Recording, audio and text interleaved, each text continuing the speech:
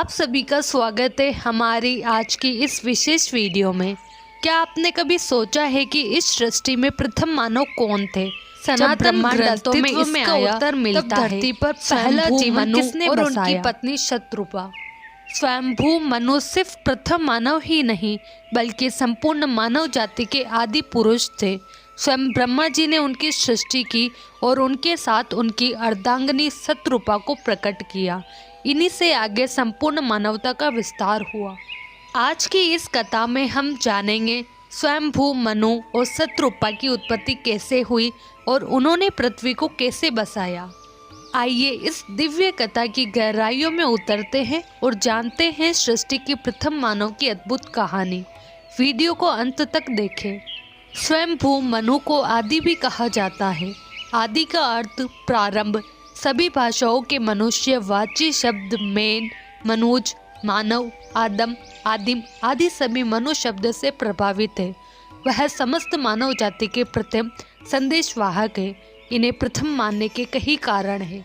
संसार के प्रथम पुरुष स्वयंभू मनु और प्रथम स्त्री थी शत्रुपा। इन्हीं प्रथम पुरुष और प्रथम स्त्री के संतानों से संसार के समस्त जनों की उत्पत्ति हुई। मनु की संतान होने के कारण वे मानव कहलाए। मानव उसे कहते हैं जिसमें जड़ और प्राण से कहीं ज़्यादा सक्रिय है मन। मनुष्य में मन की ताकत है, विचार करने की ताकत है, इसलिए उसे मनुष्य कहते हैं। चूँकि यह सभी मनु की संतानें हैं, इसलिए मनुष्य को मानव भी कहा जाता है। हिंदू धर्म में स्वयंभू मनु के ही कुल में आगे चलकर स्वयंभू सहित कुल क्रमशः 7 मनु हुए और 7 होना बाकी है। महाभारत में 8 मनुओं का उल्लेख मिलता है। श्वेतवराह कल्प में 14 मनुओं का उल्लेख है। इन 14 मनुओं को ही जैन धर्म में कुलकर भी कहा गया है। प्रजापत्य कल्प में ब्रह्मा ने रुद्र रूप को ही स्वयंभू मनु और स्त्री रूप में शत्रुपा को प्रकट किया। स्वयंभू मनु एवं शत्रुपा की कुल 5 संतानें थी, जिसमें से 2 पुत्र प्रियव्रत एवं उत्तानपाद तथा 3 कन्याएं आकुति, देवहूति और प्रसूति थे। आकुति का विवाह रुचि प्रजापति के साथ और प्रसूति का विवाह दक्ष प्रजापति के साथ हुआ। देवहूति का विवाह प्रजापति कर्दम के साथ हुआ। रुचि के आकुति से एक पुत्र उत्पन्न हुआ जिसका नाम यज्ञ रखा गया। इनकी पत्नी का नाम दक्षिणा था। कपिल ऋषि देवहूति की संतान थे। हिंदू पुराणों के अनुसार इन्हीं 3 कन्याओं से संसार के मानवों में वृद्धि हुई।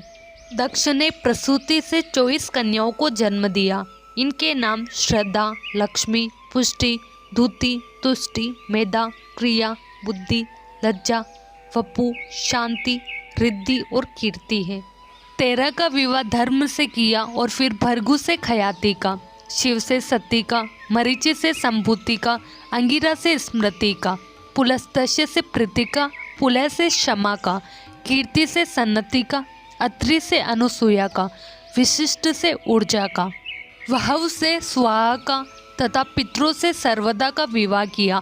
आगे आने वाली सृष्टि इन्हीं से विकसित हुई। 2 पुत्र प्रियव्रत और उत्तानपाद। उत्तानपाद की सुनीति और सुरुचि नामक 2 पत्नियां थीं।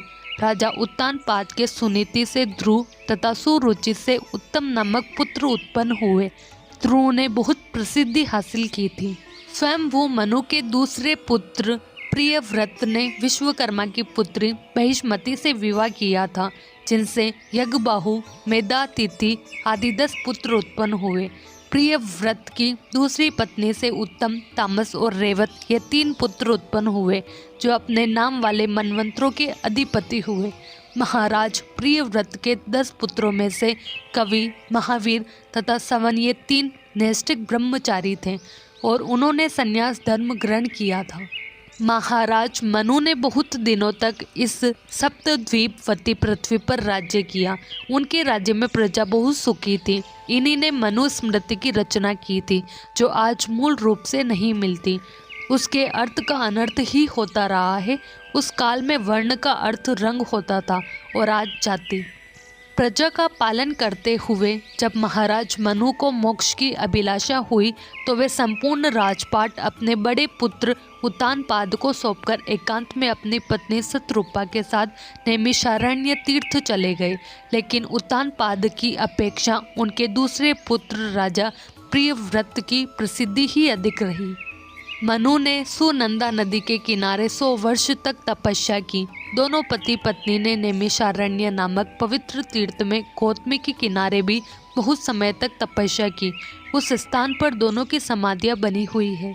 स्वयंभू मनु के काल के ऋषि मरीचि, अत्रि, अंगिरस, पुलह, क्रतु, पुलत्स्य और वशिष्ठ हुए। राजा मनु सहित उक्त ऋषियों ने ही मानव को सभ्य, सुविधा संपन्न, श्रम साध्य और सुसंस्कृत बनाने का कार्य किया। राजा प्रियव्रत के ज्येष्ठ पुत्र आग्नेय जम्बूद्वीप के अधिपति हुए। आग्नेय के 9 पुत्र जम्बूद्वीप के 9 खंडों के स्वामी माने गए हैं, जिनके नाम उन्हीं के नामों के अनुसार ईलाव्रत वर्ष, भद्राश्व वर्ष, केतुमाल वर्ष, कुरु वर्ष, हिरण्यमय वर्ष, रम्यक वर्ष, हरि वर्ष, किमपुरुष वर्ष और हिमालय से लेकर समुद्र के भूभाग को नाभि खंड कहते हैं। नाभि और कुरु ये दोनों वर्ष धनुष की आकृति वाले बताए गए हैं। नाभि के पुत्र ऋषभ हुए और ऋषभ से भरत का जन्म हुआ। भरत के नाम पर ही बाद में इस नाभि खंड को भारतवर्ष कहा जाने लगा। आप सोच रहे होंगे कि जब स्वयंभू मनु ही धरती के पहले मानव थे, जो अन्य ऋषि, प्रजापति आदि कहाँ से आए। दरअसल प्राचीन काल में इस पृथ्वी के कई विभाजन थे, पाताल, धरती, स्वर्ग आदि। स्वर्ग से ही ब्रह्मा ने स्वयंभू मनु को धरती पर उतारा था। उनके इस अवतरण की कथाएं भिन्न भिन्न मिलती है। तो इस तरह स्वयंभू मनु और शतरूपा ने न केवल इस पृथ्वी पर मानव जीवन की नींव रखी, बल्कि अपने ज्ञान, तपस्या और धर्म परायणता से पूरी मानव जाति को सही दिशा दिखाई।